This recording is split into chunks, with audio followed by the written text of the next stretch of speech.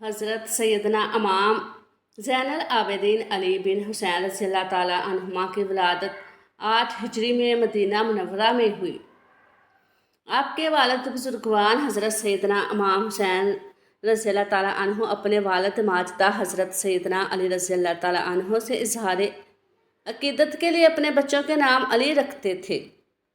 اسی مناسبت سے امام زین العابدین رضی اللہ تعالیٰ عنہ کا نام بھی علی ہے۔ ان کی کنیت ابو محمد، ابو الحسن، ابو القاسم اور ابو بکر ہے، جبکہ کثرت عبادت کے اسباب آپ کا لقب سجاد یعنی زین العابدین، سید العابدین اور امین ہے۔ آپ رضی اللہ تعالیٰ عنہ نے 2 سال تک اپنے دادا حضور حضرت سیدنا علی المرتضیٰ رضی اللہ تعالیٰ عنہ کے گوشت میں پرورش پائی، پھر 10 سال اپنے تایا حضرت سیدنا امام حسن رضی اللہ تعالیٰ عنہ کے زیر سایہ رہے اور تقریباً 11 سال اپنی والدہ ماجدہ حضرت سیدنا امام حسین رضی اللہ تعالیٰ عنہ کی زیر نگرانی تربیت پا کر علوم معرفت کی منزل طے کی۔ ایک مرتبہ آپ رضی اللہ تعالیٰ عنہ نے حج کا احرام باندھا تو لبیک نہیں پڑھی۔ لوگوں نے عرض کی، حضور آپ لبیک کیوں نہیں پڑھتے؟ آپ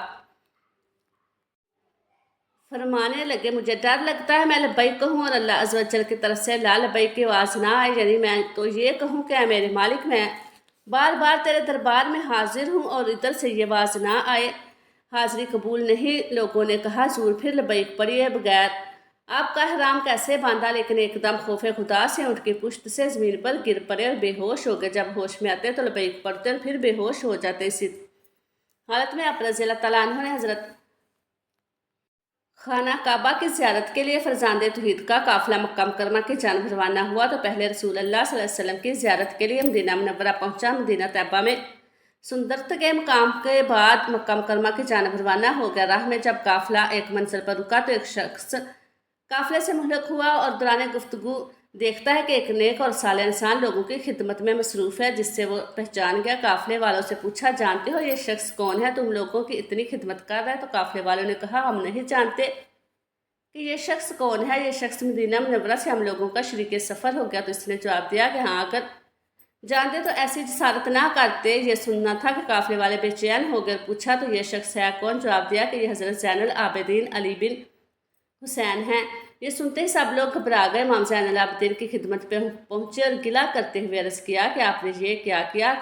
کہیں خدا نہ خواستہ ہم سے کوئی گستاخی ہو جاتی اور ہم گناہ کبیرہ کے مرتکب ہو جاتے۔ تو امام سجاد علیہ السلام نے فرمایا، جو کہ تم لوگ مجھے نہیں پہچانتے تھے، میں تمہارے قافلے میں شریک ہوا، کیونکہ جو لوگ مجھے پہچانتے ہیں وہ رسول اللہ صلی اللہ علیہ وسلم سے نسبت کے سبب ہمیں کوئی کام نہیں کرنے دیتے، جبکہ میں چاہتا ہوں کہ اپنے رفقۂ سفر کی خدمت کروں۔ حضرت امام محمد باقر علیہ السلام سے روایت ہے کہ آپ کے والد ماجد حضرت امام زین العابدین زیارت خانہ خدا کے لیے مکہ معظمہ تشریف لے گئے۔ وہاں ایک عام گھرانے سے تعلق رکھنے والی عام خاتون سے رشتہ بھیجا اور اس سے شادی بھی کر لی۔ جب اس شادی کی خبر آپ کے ایک ساتھی کو ہوئی تو اس سے بہت تعجب ہوا اور اس نے جستجو کی، آخر خاتون ہے کون؟ پتہ چلا کہ وہ خاتون ایک ایسے گھرانے سے تعلق رکھتی ہے جس کے پاس نہ دولت ہے، نہ شہرت ہے اور نہ کوئی جسمانی سماجی حیثیت۔ امام کی خدمت میں حاضر ہوا، عرض کیا کہ فرزند رسول، آپ نے کیا کیا؟ ایک ایسے گھرانے کی شادی جن کے پاس نہ دولت نہ شہرت اور لوگ بھی آپ کے اس اقدام سے حیرت سے ہیں۔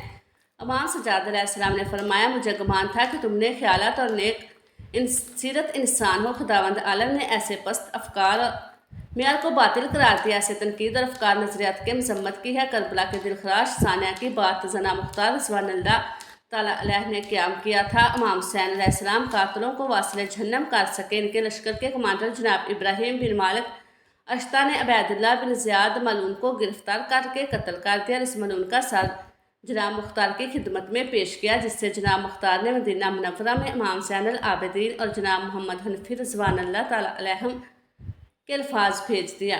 امام زین العابدین دسترخوان پر تشریف فرما تھے کہ عبید اللہ بن زیاد ملعون کا سر آپ کی خدمت میں پیش کیا گیا، جسے دیکھتے ہیں امام سجاد نے فرمایا، جب ہمیں اسیر کر کے ملعون عبید اللہ بن زیاد کے دربار میں حاضر کیا گیا تو اس وقت یہ اپنے ساتھیوں کے ساتھ دسترخوان پر بیٹھا تھا اور میرے بابا کا سر مبارک اس کے سامنے تھا۔ میں نے اس وقت دعا کی، خدا یا مجھے دنیا سے جانے سے پہلے اس ملعون کا سر دکھا دے۔ خدا کا شکر ہے کہ اس نے میری دعا کو قبول کر لیا۔ اس کے بعد ملعون کے سر کو وہاں سے دور کر دیا اور اپنے سر کو سجدہ معبود میں رکھ دیا اور فرمایا، حمد ہے اس خدا کی جس نے میری دعا کو قبول کیا اور ہمارے خون نحق کا دشمن سے بدلہ لیا، یعنی اس فرمایا خداوند عالم مختار کو بہترین انعام اور جزائے خیر عطا فرمائے۔ کربلا کے 35 سال بعد زین العابدین کو زہر دے کر کیوں مار دیا گیا؟ حضرت زین العابدین جنہیں امام سجاد بھی کہا جاتا ہے، وہ 10 محرم 6 ہجری کو کربلا کے میدان میں موجود تھے،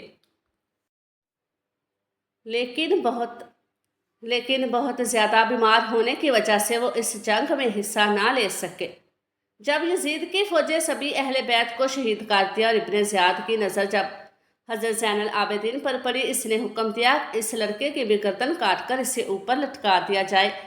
یہ سن کر شمر آگے بڑھا اور اس نے حضرت زین العابدین کو شہید کرنا چاہا، لیکن اسی وقت حضرت زینب آ کر اپنے اس بھتیجے پر لیٹ گئے، روتے ہوئے کہنے لگے، اے ظالمو، تم نبی کے گھر والوں کا کتنا خون بہاؤ گے؟ ابھی تک تمہاری پیاس نہیں بجھی۔ شمر نے بہت کوشش کی، لیکن حضرت زینب نے اپنے اس بھتیجے کو شہید نہ ہونے دیا۔ آخر مجبور ہو کر ابن زیاد نے شمر کو روک لیا اور پھر سبھی کو لے کر پیدل ہی کوفہ شہر گیا۔ یہ بھی شاید اللہ کا فیصلہ تھا کہ حضرت زین العابدین کربلا کے میدان میں شہید نہ ہوئے، کیونکہ اس دن مردوں میں صرف حضرت زین العابدین ہی بچے تھے کہ جنہیں یزید کی فوج شہید نہ کر پائی تھی، اور پھر انہی سے حضرت زین العابدین کی ایک اولاد ہوئی جنہیں آج سید حسینی کہا جاتا ہے، لیکن آگے چل کر 35 سال بعد انہیں بنی امیہ والوں نے حضرت زین العابدین کو بھی زہر دے کر بے دردی کے ساتھ شہید کر دیا۔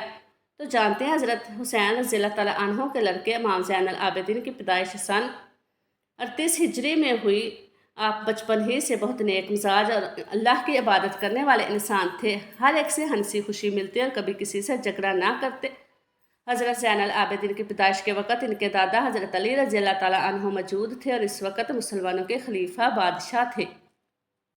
حضرت زین العابدین کی پیدائش کو ابھی کچھ دن ہی گزرے تھے کہ اچانک ان کی امی بہت زیادہ بیمار پڑ گئی۔ والد حضرت حسین رضی اللہ تعالیٰ عنہ نے ہر طرح سے دعا علاج کیا، لیکن وہ ٹھیک نہ ہو سکے اور کچھ ہی دنوں بعد ان کی وفات ہو گئی۔ امی کی وفات کے بعد حضرت زین العابدین کو ان کی خالہ نے پالا پوسا۔ جب ان کی عمر 2 سال ہوئی تو تاریخ کا وہ دردناک واقعہ بھی پیش آیا کہ آپ کے دادا حضرت علی رضی اللہ تعالیٰ عنہ کو ایک ظالم انسان نے چاقو سے وار کر کے فجر کی نماز میں شہید کر دیا۔ دھیرے دھیرے وقت گزرتا گیا اور حسن زین العابدین بڑے ہو گئے۔ آپ بہت زیادہ نیک تھے۔ جب بھی نماز کا وقت ہوتا، آپ وضو کر کے پانی کے لیے بیٹھتے تو چہرے کا رنگ بدل جاتا، جسم کانپنے لگتا۔ ایک دن گھر والوں سے کسی نے پوچھ ہی لیا کہ آپ کی نماز پڑھنے سے پہلے ایسی حالت کیوں ہو جاتی ہے؟ تو حضرت زین العابدین نے جواب دیا، اللہ کے سامنے کھڑے ہوتے ہوئے مجھے خوف محسوس ہوتا ہے کہ اس سے میرے چہرے کا رنگ بدل جاتا ہے۔ وہ جب بھی نماز کی نیت باندھتے تو اکثر 2 رکعت میں صبح ہو جاتی۔ ساری رات قرآن کی آیتیں پڑھ کر روتے رہتے ہیں۔ حضرت زین العابدین اتنے زیادہ سجدے کرتے تھے کہ آپ کا نام ہی سجاد رکھ دیا گیا، کیونکہ عربی میں سجاد کے معنی ہوتے ہیں بہت زیادہ اللہ کو سجدہ کرنے والا انسان۔ ناظرین، حضرت زین العابدین کی شادی 57 ہجری میں انہی کے چچا حضرت حسن کی لڑکی حضرت فاطمہ رضی اللہ تعالیٰ عنہا سے ہوئی۔ آگے چل کر آپ کے 11 لڑکے اور 4 لڑکیاں ہوئی۔ آپ کے لڑکوں میں سب سے مشہور حضرت باقر اور حضرت زید شہید ہیں۔ 10 محرم 61 ہجری میں حضرت زین العابدین اپنے والد حضرت حسین کے ساتھ کربلا کے میدان میں گئے تھے، لیکن اس دن وہ اتنے زیادہ بیمار تھے کہ پورا دن بے ہوشی کی حالت رہی۔ اسی طرح وہ اس جنگ میں شریک نہ ہو سکے، لیکن ابن زیاد نے حضرت زین العابدین کو قیدی بنا کر انہیں یزید کے سامنے دمشق میں پیش کیا۔ کچھ روایتوں کے مطابق یزید نے کربلا کے واقعے کے بعد اہل بیت کے سبھی عورتوں کو مدینہ واپس بھیج دیا، لیکن حضرت زین العابدین کو 1 سال کے لیے جیل میں قید کر لیا۔ 1 سال بعد جب حضرت زین العابدین ظالم یزید کی جیل سے چھوٹ کر اپنے شہر مدینے آئے، کسی نے آپ سے پوچھا کہ آپ اتنا زیادہ روتے کیوں ہیں؟ تو حضرت زین العابدین نے جواب دیا کہ اے انسان، حضرت یعقوب علیہ السلام کا بیٹا یوسف ان سے جدا ہو گیا تھا، بعد میں مل بھی گیا، لیکن پھر بھی حضرت یعقوب علیہ السلام اتنے زیادہ روئے کہ ان کی آنکھوں کی روشنی چلی گئی، اور میں نے تو اپنی آنکھوں کے سامنے کربلا کے میدان میں اپنے والد اور بھائیوں کو قتل ہوتے دیکھا ہے، تو مجھے رونا کیوں نہ آئے؟ جب بھی حضرت زین العابدین سے پوچھا جاتا کہ آپ کو ساری زندگی میں سب سے زیادہ تکلیف کس دن ہوئی، تو آپ جواب دیتے ہیں کہ یزید کے محل دمشق میں حضرت زین العابدین کے دل پر سب سے بڑا صدمہ یہ لگا تھا کہ یزید نے نبی کے گھر کی بیٹیوں کو دوپٹہ اٹھا کر انہیں بے پردہ بازاروں میں لا کھڑا کیا۔ حضرت زین العابدین جب اس منظر کو بیان کرتے اور اپنی پھوپھی حضرت زینب کا ذکر کرتے تو سارا جسم کانپنے لگتا اور آنکھوں سے آنسو بہنے لگتے۔ حضرت زین العابدین جب یزید کی جیل سے چھوٹ کر مدینہ پہنچے تو نانا حضور صلی اللہ علیہ وسلم کی قبر پر کھڑے ہو کر روتے ہوئے کہا، اے میرے نانا جان، مجھے یزید نے جیل میں ایسی ایسی تکلیفیں دی کہ شاید وہ کسی غلام کو بھی نہ دی جاتی ہوں۔ اے میرے نانا جان، ہمارے گھروں کی عورتوں کو دوپٹہ ہٹا کر انہیں بے پردہ کر کے بازاروں میں پھرایا گیا، لوگوں کے سامنے انہیں رسوا کیا گیا اور ہم اہل بیت کو بہت ستایا گیا۔ یزید کی حکومت ختم ہو کر جب کئی سالوں بعد عبد الملک بن مروان بادشاہ بنا تو اسے ہر وقت یہ ڈر ستا رہا کہ کیونکہ زین العابدین کھڑے ہو کر اپنی حکومت کا اعلان نہ کر دے، کیونکہ ان کی حکومت کے اعلان کرنے پر سبھی لوگ انہیں اپنا بادشاہ تسلیم کر لیتے اور عبد الملک کے ہاتھ سے حکومت چلی جاتی۔ اس لیے اس نے اپنے سب سے ظالم گورنر حجاج بن یوسف کو حکم دیا کہ حضرت زین العابدین کو قید کر کے بیڑیاں پہنا کر میرے محل میں پیش کیا جائے۔ بادشاہ کے حکم پر نجات عراق کے وقت ایک بڑی فوج بھیج کر حضرت زین العابدین کو ان کے گھر سے اٹھوا لیا اور پھر انہیں بیڑیاں پہنا کر جیل میں قید کر لیا۔ لیکن انہی دنوں کسی نے بادشاہ بن ملک کو سمجھایا، آپ یہ گناہ مت کریں، کیونکہ آج تک بنو امیہ کے جن بادشاہوں نے اہل بیت کے لوگوں کو ستایا ہے تو ان کی حکومت کا خاتمہ بہت جلد ہو گیا اور زین العابدین کو حکومت سے کوئی تعلق نہیں۔ وہ تو ہر وقت نماز اور روزے میں لگے رہتے، انہیں عبادت کے علاوہ کسی سے سروکار نہیں، اس لیے انہیں ان کی حالت پر چھوڑ کر دو۔ کچھ بڑے لوگوں کے سمجھانے پر عبد الملک کو بھی یہ بات سمجھ آئی، اس نے فوراً حجاج بن یوسف کے پاس ایک خط لکھ کر پیغام بھیجا، زین العابدین کو رہا کر دو، انہیں عزت کے ساتھ ان کے گھر پہنچا دو کیونکہ ہمیں ان سے کوئی خطرہ نہیں۔ اس کے بعد عبد الملک کے زمانے میں حضرت زین العابدین کو کسی طرح کی کوئی بھی تکلیف نہ دی گئی، لیکن جب عبد الملک کی موت ہوئی تو پھر ان کا حکومت کا بادشاہ بنا تو اس نے سب سے پہلا کام یہ کیا کہ حضرت زین العابدین کو زہر دے کر شہید کروا دیا، کیونکہ اسے ڈر تھا کہ کہیں حضرت زین العابدین اٹھ کر اپنی حکومت کا اعلان نہ کر دے۔ کربلا کے واقعے کے پورے 35 سالوں بعد 25 محرم سن 95 ہجری میں حضرت حسین کے اس لڑکے حضرت زین العابدین کو بھی زہر دے کر شہید کر دیا گیا اور اس کی تجہیز و تکفین انہی کے لڑکے حضرت باقر نے فرمائی۔ حضرت زین العابدین کی قبر جنت البقیع میں حضرت فاطمہ رضی اللہ تعالیٰ عنہ کی قبر کے پاس بنائی گئی۔ آپ کی وفات کے بعد آپ کا ایک خاص خادم آپ کی قبر کے پاس آ کر بیٹھ گیا اور برابر روتا رہا، یہاں تک کہ 3 دنوں بعد اس کی بھی وفات ہو گئی۔ اللہ تعالیٰ ہمیں بھی ان نیک لوگوں کے نقش قدم پر چلنے کی توفیق عطا فرمائے اور ہمارا خاتمہ ایمان پر فرمائے، آمین۔ السلام علیکم ورحمۃ اللہ وبرکاتہ۔